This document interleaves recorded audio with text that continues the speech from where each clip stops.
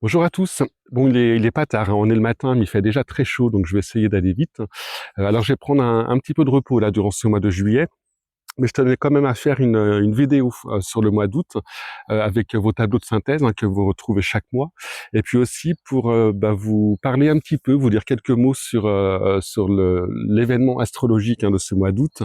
Vous en avez sans doute entendu parler, c'est l'éclipse totale du Soleil visible en partie depuis la France. Ce sera le 12 août lors de la nouvelle lune. Alors j'en ferai peut-être une vidéo dédiée début août, mais je voulais déjà vous en dire quelques mots.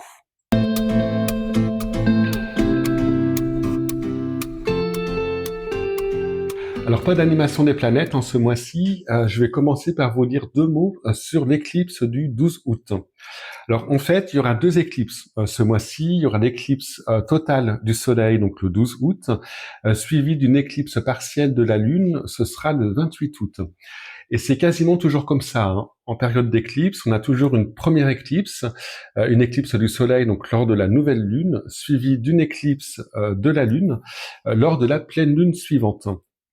Et ça s'explique par le fait qu'une éclipse se forme lorsque le Soleil se trouve à proximité de l'intersection de deux orbites. L'orbite apparente du Soleil autour de la Terre et l'orbite de la Lune autour de la Terre. Alors vous allez voir, c'est très simple. On le voit sur ce schéma, donc la Terre est au centre, en bleu.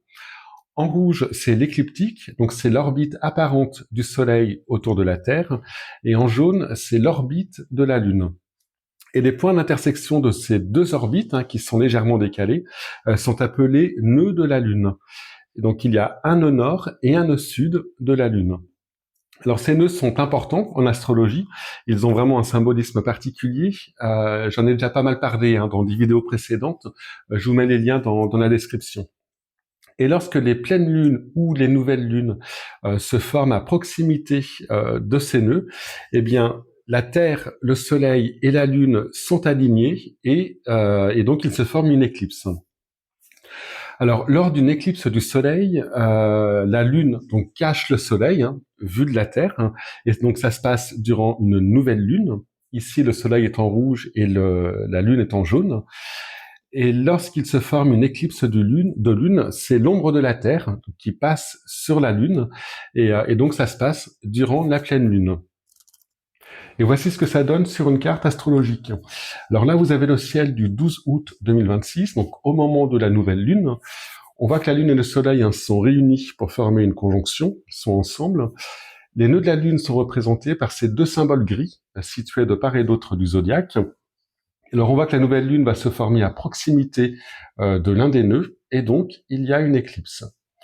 Et la pleine Lune qui suit, donc 2 semaines plus tard, le Soleil n'aura avancé que d'une quinzaine de degrés, alors que la Lune aura parcouru la moitié du zodiaque. Donc ici, vous avez le ciel de la pleine Lune du 28 août. Donc les deux luminaires, Lune et Soleil, sont en opposition. Cette opposition est matérialisée par cette ligne rouge. Donc c'est la pleine Lune. Et à proximité, des nœuds, une nouvelle fois. Et donc il y aura une éclipse de Lune, et ce sera le 28 août. Alors les éclipses de la Lune ou de Soleil ne sont pas rares, il y en a environ 4 par an, mais les éclipses totales du Soleil, comme celle qu'on va vivre en août 2026, c'est bien moins fréquent. La dernière qui était visible justement depuis la France, c'était en août 99. Vous vous en souvenez sans doute, je suis même sûr que vous vous rappelez où vous étiez à ce moment-là. Moi, j'étais sur le parvis de l'hôpital Bichat. J'étais étudiant à l'époque et c'était un job étudiant à l'hôpital. Et donc, comme tout le monde, j'étais avec mes lunettes spéciales pour observer le soleil sans s'abîmer les yeux. Donc, à l'époque, en août 99, l'éclipse était totale, vue depuis la France. Mais cette fois, plus on sera dans le sud, plus elle sera totale. En fait, elle sera pas totale à 100% depuis la France. En fait, l'idéal, ce sera d'être en Espagne pour voir la Lune recouvrir complètement le Soleil. Alors, je ferai peut-être une vidéo sur cette éclipse début août, mais ce que je peux déjà dire, c'est que ce qui m'avait marqué en 99, c'était des événements climatiques qui avaient suivi cette éclipse du Soleil quelques mois après.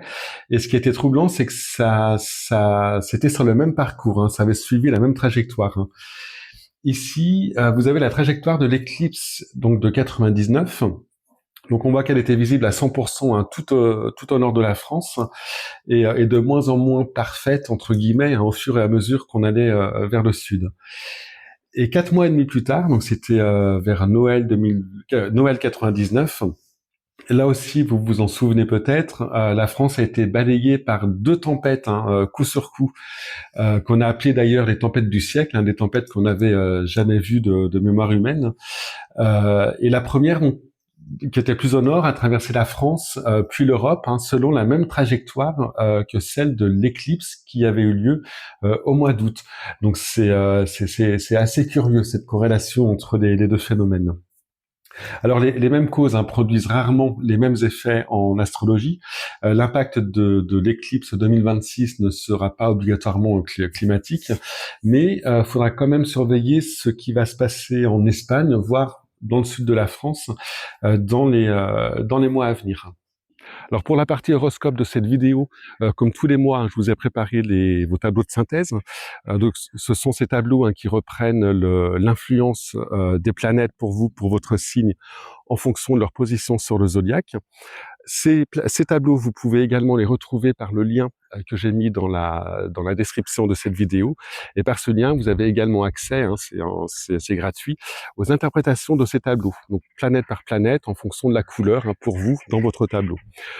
Il y a 3 tableaux par... je ne sais pas si vous les entendez, il y a des grenouilles qui se sont réveillées là. Il y a 3 tableaux par signe, donc prenez bien celui qui correspond à votre décan. Et puis, donc je reprendrai à partir du mois prochain les versions normales de l'horoscope. Hein. Celui-ci est un peu édulcoré. Donc le prochain horoscope, ce sera celui du mois de septembre, hein, qui va paraître au mois d'août.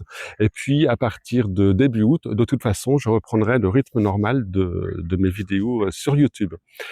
D'ici là, je vous souhaite à tous un très beau début d'été, de belles vacances pour ceux qui partent en vacances, et puis je vous dis à bientôt.